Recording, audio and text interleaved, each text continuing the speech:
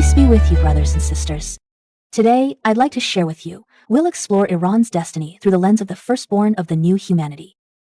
Ever since the conflict between Israel and Iran began, there's been a flood of commentary across all kinds of media. Some are positive, others are negative. Some offer historical analysis, some focus on their past grievances, and others come from different political perspectives. All in all, there's been a lot of discussion in the media. So today, what I want to talk about goes beyond what we can see in this world and beyond the events that have happened in history. The God who sits enthroned in heaven, what does he see? The Lord watches from heaven. He sees all of humanity. From his dwelling place, he observes everyone living on earth.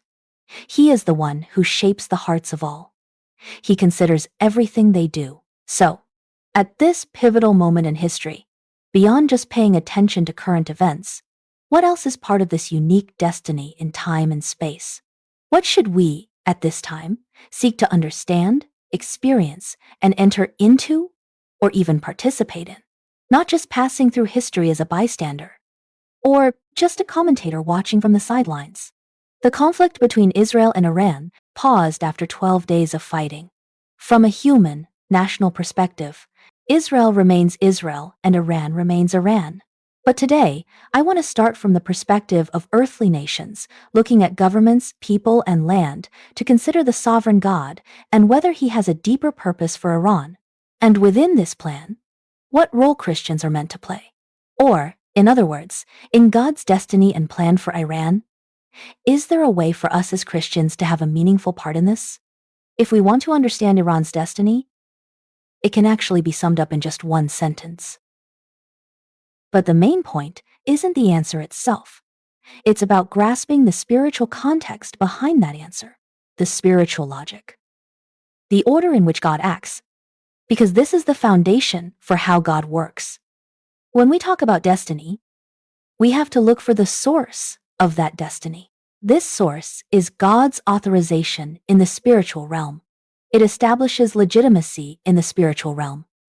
Even more important is the meaning behind it and its value in eternity. This spiritual credential, it includes our declarations, prayers, blessings, spiritual warfare, the source of the authority we use. Without God's authorization, all our ministry is really just enthusiasm and passion. So before we talk about Iran's destiny, I want to first lay out some of the patterns and principles of how God works. Since we're talking about destiny, we need to start from the very beginning. And the beginning of humanity naturally takes us to the book of Genesis, back when Adam's family was around. After Cain killed his brother Abel, God banished Cain from his presence. At that time, Cain said to the Lord, "My punishment is too much to bear, it's more than I can handle. Now you are driving me from this land, so I will be hidden from your face. I will be a wanderer on the earth. Whoever finds me will kill me." Cain said, "Whoever finds me will kill me." So who would kill Cain? Genesis 6:4 says, "There were mighty men on the earth in those days." Later, the sons of God had children with the daughters of humans. These became the mighty and renowned men of ancient times. In other words, fallen angels had relations with women.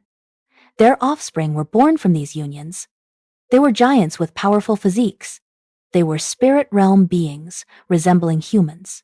But Cain was a human who carried the Creator's glorious DNA. This was different from the other beings living on earth at that time. They were a different kind of people. That's why Cain said, "Anyone who finds me will kill me." These spirit-like beings were all giants.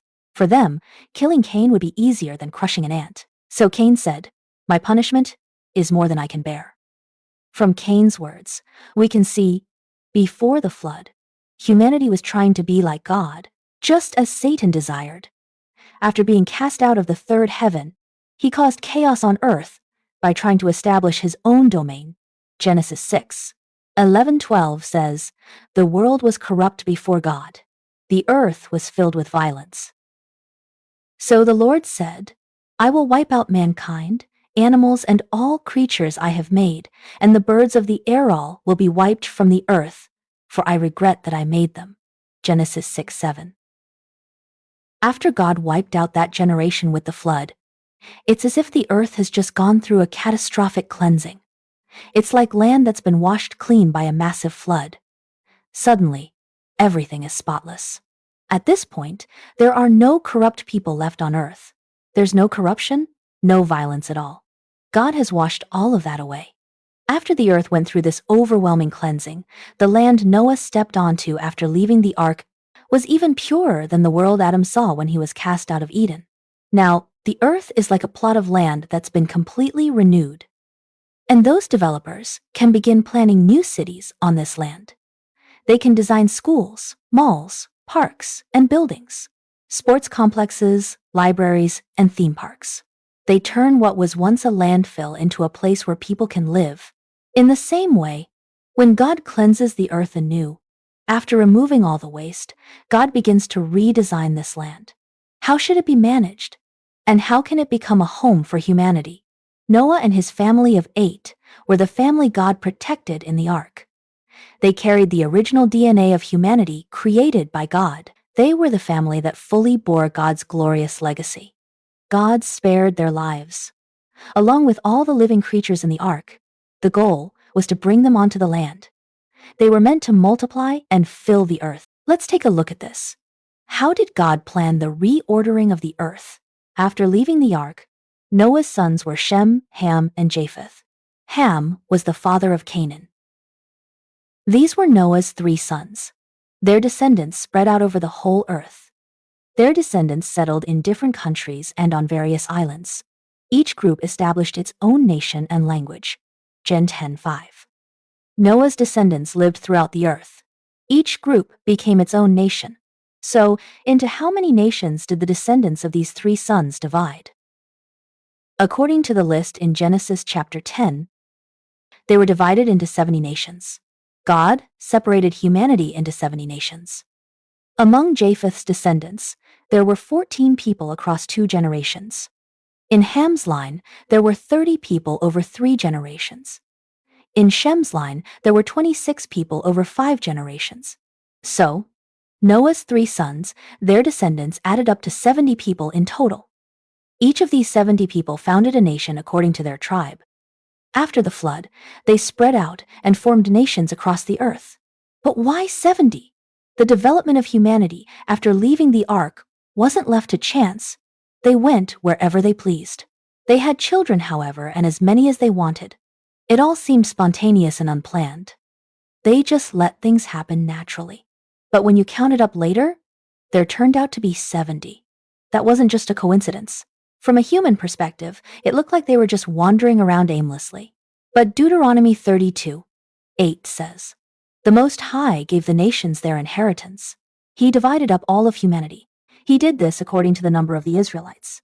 He established the boundaries for every nation." In other words, the descendants of Noah formed nations wherever they settled, were all arranged by God according to the number of Israelites. So God dispersed this new humanity throughout the world, creating 70 nations and their boundaries. This number is based on the number of Israelites. So, which period of Israel's population did God use as the basis for setting the boundaries of all nations? When Noah left the ark, there wasn't even a trace of Israel yet. So, what point in time did God use as the standard? How wondrous God's great plan, beyond all time and space. Curses turn to founts of blessing, Messiahs come with grace. From Jerusalem to the